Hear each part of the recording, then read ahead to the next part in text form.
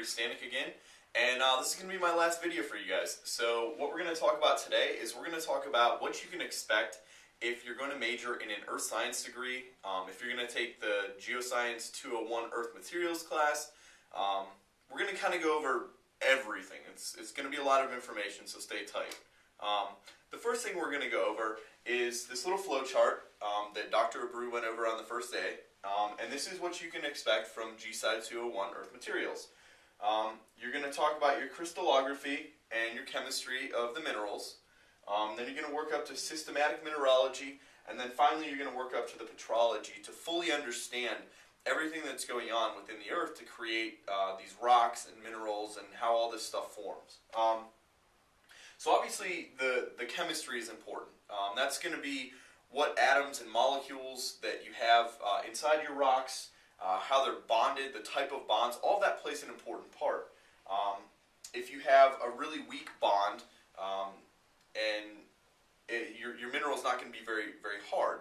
But if you have, let's say, a covalent bond, you're going to have a really, really strong mineral, such as a diamond or quartz, stuff like that. Those are really strong. They have a hardness that's really high. So obviously, the chemistry of the rock or the mineral is going to play a lot in the characteristics that you're going to witness. The crystallography is, again, actually looking at these minerals and these rocks through microscopes, through hand samples, and identifying their characteristics and being able to identify these different minerals.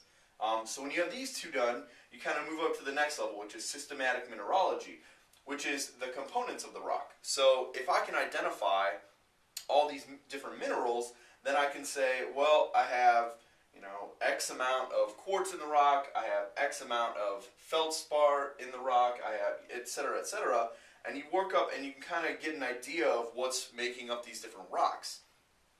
And then the last thing you do is when you have an understanding of what makes up these rocks is you move up to the petrology, or how these rocks actually form. In this, you're going to talk about the magmas. You're going to talk about how when magmas start coming up through the Earth's surface, they're going to interact with the rocks around them. They're going to interact within themselves through partial crystallization. Topics I've all covered in my past lab videos.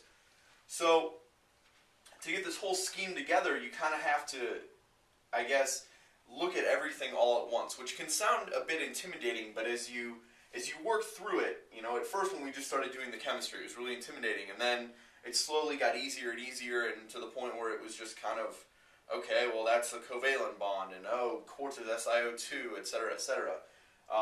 And the same thing with the crystallography. At first, everything was really hard to recognize, and then as you start working through it, you start to realize that, a lot of these characteristics, as Dr. Abreu even said, our questions changed. The first days that we went in, we would say, is this good cleavage? Is this brown? Is the, questions like that. And then as we moved on, we would ask questions such as, would you say that this cleavage is at less than a 90-degree angle? I know it's perfect cleavage, but I'm kind of worried about the angle right here. Or, is this mineral separate from this mineral, etc., etc. Again, you move up to the systematic mineralogy, which we just kind of briefly touched in class in our last lab, but from the beginning of the lab to the end of the lab, it obviously started to get easier. And the same thing with the petrology that we went over a little bit of in the lecture portion.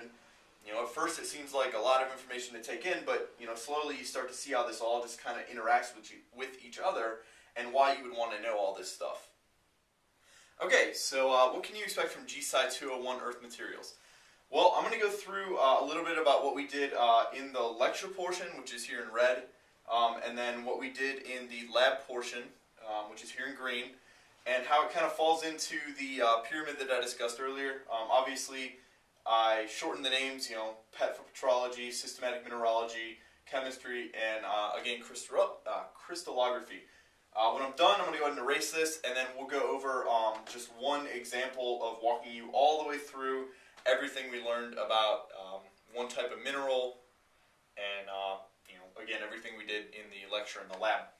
So the first thing we did was we talked about symmetry. And symmetry was pretty important to the chemistry of it, the mineral, as well as the crystallography. It helped us understand how the minerals would form. We talked about the different types of symmetry. You have, your rotational symmetry, which can be like, go ahead and draw this real quick. So it's a square within a square, so it's got rotational symmetry, because if you take this square and you rotate it 90 degrees, you have the same thing, 90 degrees, etc., etc. It doesn't really matter which way you rotate it, clockwise or counterclockwise. There's obviously reflectional symmetry in this, across the planes right there.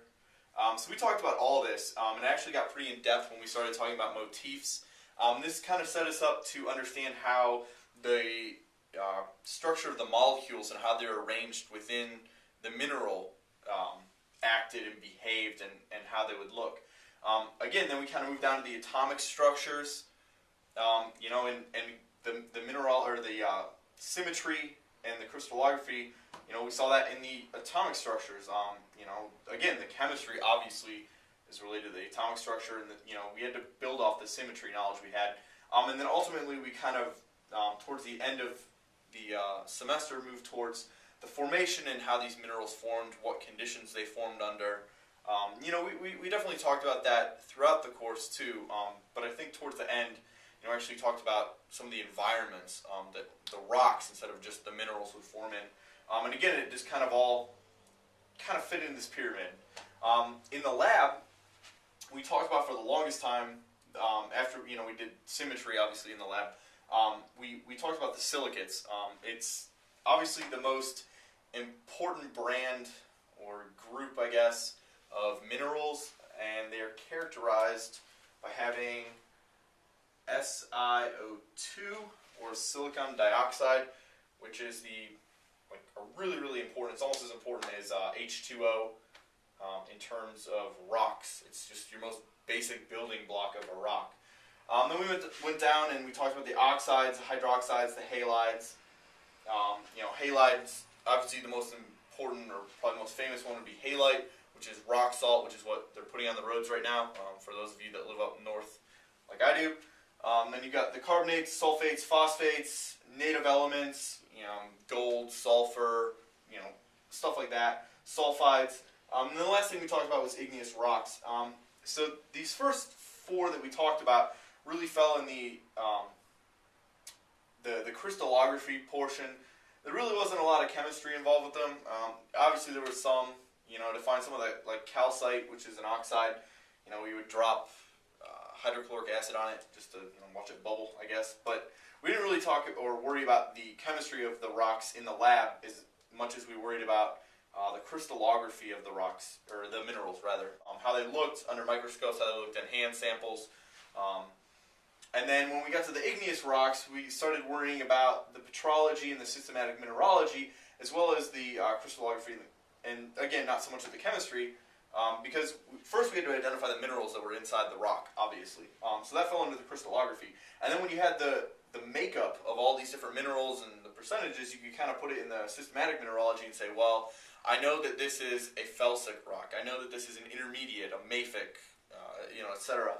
And then the petrology was, where it formed, whether or not it was intrusive or extrusive, which again kind of helped us put it all in the giant picture of things. So we go ahead and clear this. Again, we'll start with, I'll pick a mineral or something like that, and I'll just walk you through exactly what we would have done in the lecture and in the lab, talking about this mineral.